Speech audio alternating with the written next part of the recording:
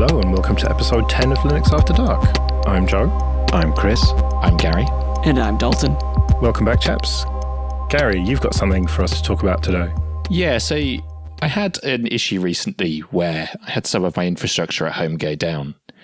And I kind of realised that I was starting to burn out a little bit on managing a load of stuff, particularly having gotten married recently and now having the wife acceptance factor creeping into the house.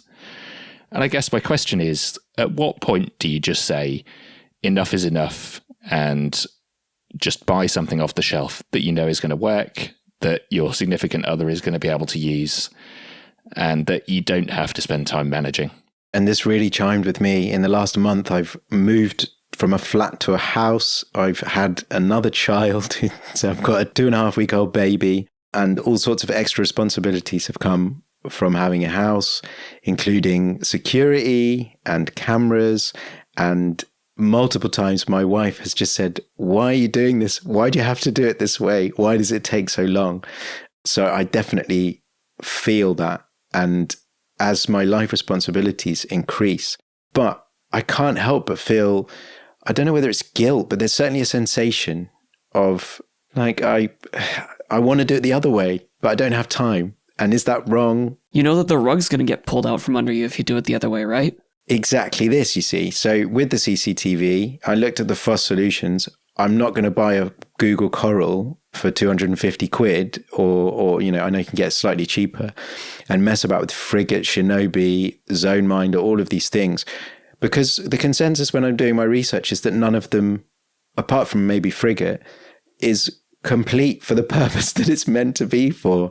And I'm trying to protect my home and record from the cameras I've got set up.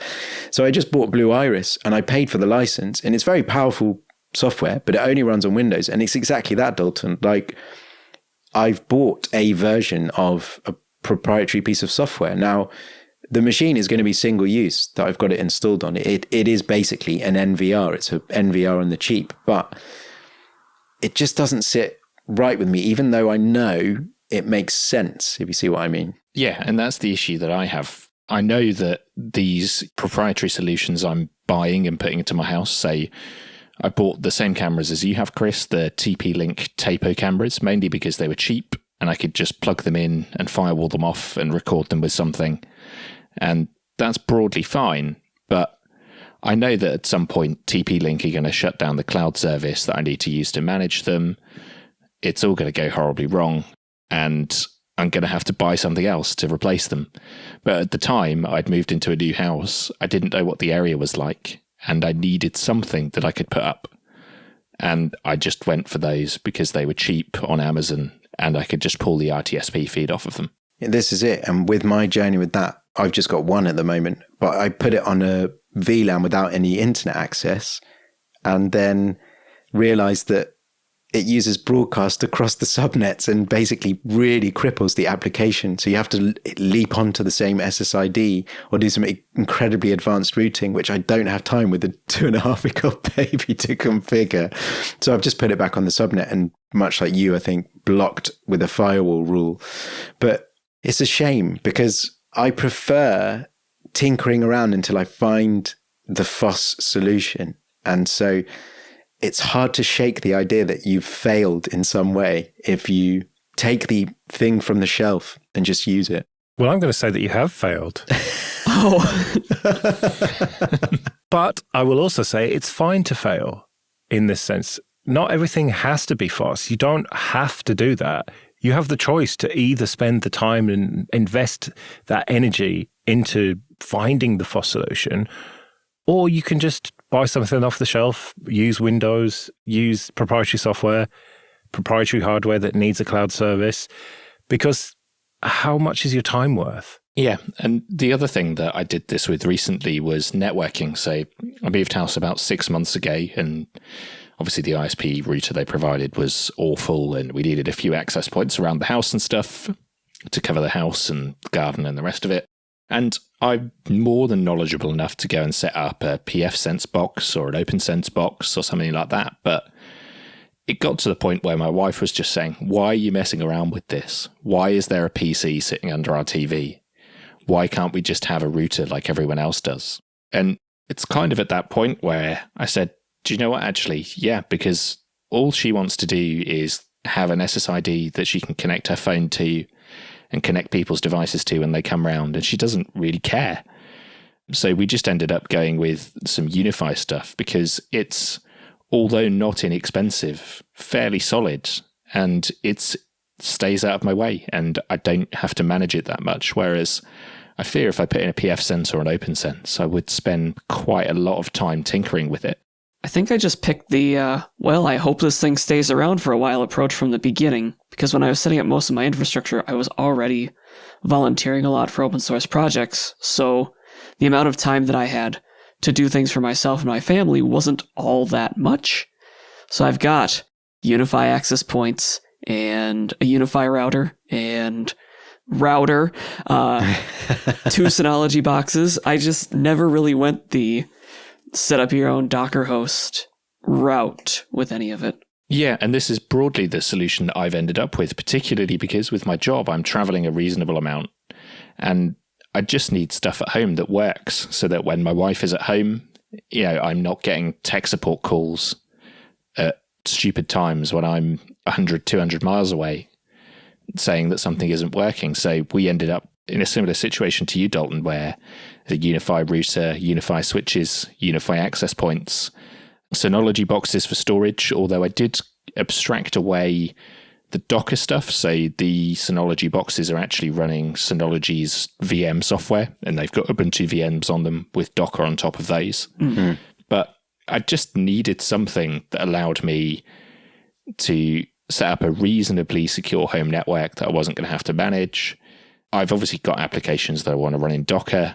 I'd like to have a VPN exit point at home because traveling a lot, I'm on hotel Wi-Fi or, a slightly sketchy 4G connection that a VPN kind of smooths out a little bit.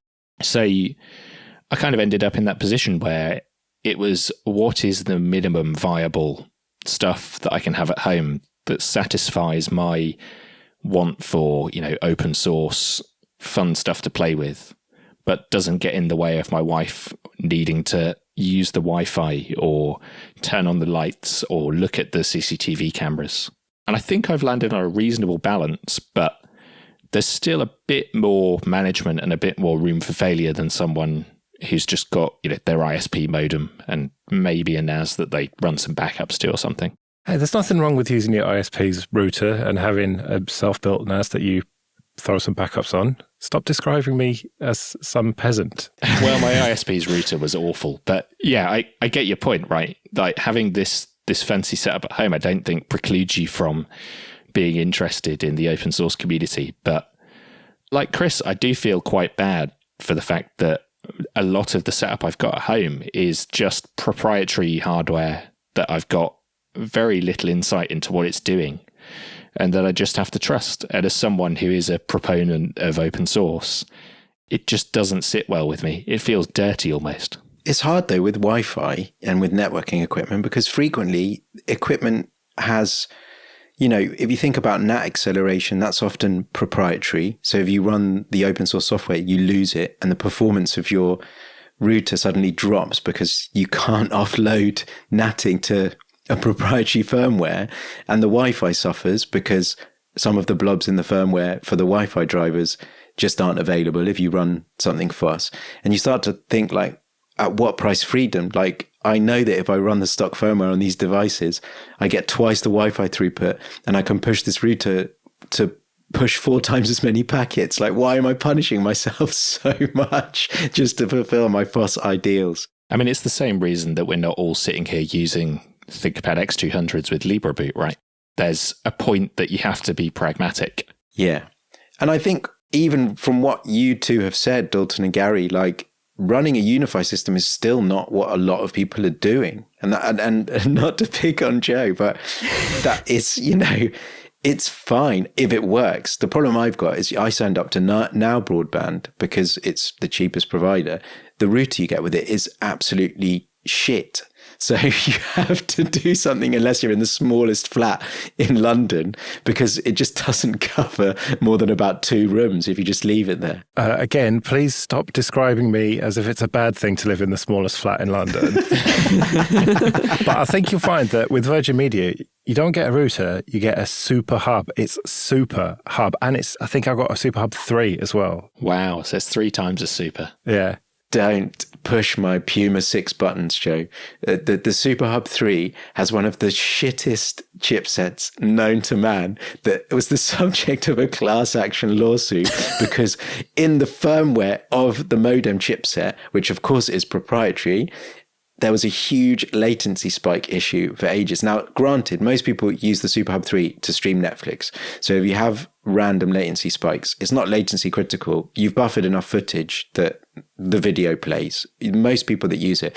But if you're online gaming or doing something that's incredibly latency critical, it was dreadful. And it took them like 6 to 12 months after release to sort it out. And they kept saying that they patched it and they hadn't. And it is now just about okay. But it's just like Dalton said at the beginning, the problem I've got is you're at the whim of pushed updates. And a lot of this stuff now has automatic updates and cloud dependencies. So like when we have an AWS outage, like suddenly Eero stops working. That's what makes me feel a bit, I don't know, dirty or concerned that I've then done this because my wife's complaining and then it goes down and she still turns to me and goes, why is it down? And I'm like, well, go and ask Jeff Bezos because AWS is down instead of my local infrastructure. But would you rather blame Bezos or you? Well, asking me if I would rather blame Bezos or me is very different to asking if my wife would rather blame Bezos or me, I think. Because when the internet doesn't work at home, and my wife knows that I'm an IT consultant, the buck stops with me no matter whose fault it is. Yes, I agree with Gary. That's the problem. Whether it's the infrastructure and the kind of closed source provider that's failed or my tinkering, it's still me that fixes it and me that gets the flack that work can't be done, Netflix can't be watched, etc. Well, this is exactly why I have just used the Super Hub, because I know that as long as that works, all of my other tinkering with stuff and my various connected devices to that can just be unplugged and my wife can connect her laptop directly to it and it is going to work as long as the internet works. And not knowing that much about networking, I didn't want to go the OpenSense, pfSense route, and even something like Unify or whatever. I just didn't want to introduce more complexity to have control that really is a dangerous thing for me because I just don't know enough about it. Well, I think it's even dangerous for me as someone who does understand it. Like, I run obviously the Unify stuff at home, and broadly I don't touch that unless I've got, firewall rule or something I want to change. But running other pieces of the infrastructure myself, like running Pi-hole for DNS, if I suddenly need to reboot my Synology box that Pi-hole is running on in a VM, I've got to wait until my wife has gone to bed because suddenly when DNS isn't working, that's my fault, even though it needs to be done. So even running those kind of minimum viable, or I guess what I would define as minimum viable critical services myself, becomes a bit of a pain. Yeah, that's why I have 2 Pi-holes now, Gary. Well, yeah, the problem is that I have 2, but they're on the same underlying hardware. So I can reboot the VMs, but it's when I need to reboot the Synology box that the VMs run on. Yeah. Everything's gone. That's why I've got 2 separate pieces of hardware that it's running on as a failover because, but yeah, again, that's extra overhead. And how much do you value your time to be maintaining those 2 separate physical instances just to have like redundant local DNS servers? Like it becomes a bit silly. My wife enjoys clicking on ads on Google. She'll search for something on Google and you get the list of products at the top. And she quite enjoys clicking on them. And Pi-hole was blocking them because they're on a googleadservices.com domain or something. She's like, why don't the ads work when I'm on the Wi-Fi? These only work when I'm on my 3G. And I'm like, I'll go and search through Pi-hole and disable that. And then, of course, in a few weeks' time, it'll be the next ad on Instagram or Facebook or whatever that she wants to click on. And there comes a point where the trade-off of me being nice and comfortable and knowing that these things are blocked at a network level, my want to do that is eroded by the fact that I have to continually go in and tweak and disable these things, because most normal people don't think like us. They don't care that there is tracking and stuff on these adverts. They just want to Google it and see the picture of the piece of furniture or whatever it is and have it open. And they don't care that that's some profiling going on that will mean they get advertised TV units forever. But I also want those things. I just don't want them without the tracking. Yeah, but having those things without the tracking is nigh on impossible. That's the trouble, isn't it? Yeah, and it feels like it's getting more difficult as we get poison chalices. Like, DNS over HTTPS seemed great, but then you realize that it can then be used to stop firewall rules for DNS and serve adverts in a way that can't be blocked and things like that. So I feel like it's a constant, you've set yourself up for a pitched battle of swimming against the tide of the way the internet has changed, and that can become very, very tiring. I have the same thing where, certain times something that my wife needs for a work infrastructure requires me. It doesn't happen very often, but I have to leap into Pi-hole wherever I am and just allow that. Or I've shown her now how to set DNS locally on her laptop when she's working. So she just manually sets the DNS to Google or Cloudflare or something. So it just lets things all through so that she can get past that. Oof. Exactly. Oof. And there's only so many oofs you can do before you're like, I'm just going to Curry's and buying something.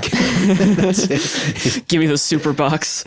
Yeah, and that's the point I've gotten to with like a lot of the underlying technologies that I use even to host stuff myself. Say, if you asked me a year ago, all of my underlying VPNs were either OpenVPN or WireGuard, but I got sick of managing the key exchange and stuff. So I've switched it over to Tailscale, which, like it or not, isn't really an open source service, right? I was doing, SSL termination and hardening all of my Nginx configs myself. But more recently, I've just switched to putting Cloudflare in front of everything because it's free and it works. And although it's a proprietary service, my time to continually harden and all of that stuff has been eroded away by life. So I do find that my patience is very quickly running out. So it's good to know that I'm not the only one, I guess. I think it's important to apply the ideals of digital minimalism here more than anything, which you might think that digital minimalism means like taking the lowest amount of time that you possibly can on your computer or, reducing your screen time. But it's more about evaluating the choices of technology you make against your own values and whether or not they bring you joy, and picking them based on that. And accepting that, if I buy this Eero, it's going to cause pain in a couple of years when Eero shuts down the Eero service and has a new one. But at the same time, I got 2 years of really good Wi-Fi out of it. Maybe that's worth it in exchange for the amount of time you didn't spend setting up your own Linux tool thing. Yeah, that's a good point because, when we moved house, obviously it was cause to go and set up new home automation stuff. And at the old house, I was setting up, ESP32s and Sonoffs that were flashed with different firmware and all the other stuff to do a lot of home automation. And it was hooked into if this, then that. And, I had Python scripts and stuff running on the home server that would turn the radiators on at a certain time. I'm getting anxiety just listening to this. Yeah, but it was a lot of work. But like at that time, I was not married and I lived on my own. And I had 2-3 hours in the evening to mess with it. But when we moved, we all have iPhones. We had a couple of HomePods in the house already. My wife has a Mac. I have a Mac for work. So we just set up HomeKit. And as much as I hate to say it, it works a lot better than the hacky setup I had with ESP32s and Sonoffs and random Python scripts firing off and the rest of it. And I can open the Home app on my Mac and I get the cameras and I get all of the light switches and it works in a way that I understand. And more importantly, I guess it works in a way that my wife understands. And when someone comes to my house, they understand. So I completely get that. And it would be way more minimalist to not have that stuff. But this satisfies my need, I guess, to have some kind of smart home with automation and the rest of it, whilst making it usable and acceptable for other people. Digital minimalism isn't having the least amount of devices or the least amount of screen time, though. It could be having a great lot of those things, as long as it's bringing you joy and meeting your values. Does it spark joy? That's the question. Exactly. I get the feeling that this has been quite the confessional for all of us here, admitting that we somehow don't use all of the FOSS solutions that we possibly could. Forgive us, audience, for we have sinned. Well, I don't know. Do tell us, audience. show@linuxafterdark.net. Are you the same? Have you given up? Do you compromise more than you feel that you ought to? Do let us know. But we'd better get out of here then. We'll be back in a couple of weeks, but until then, I've been Joe. I've been Chris. I've been Gary. And I've been Dalton. See you later.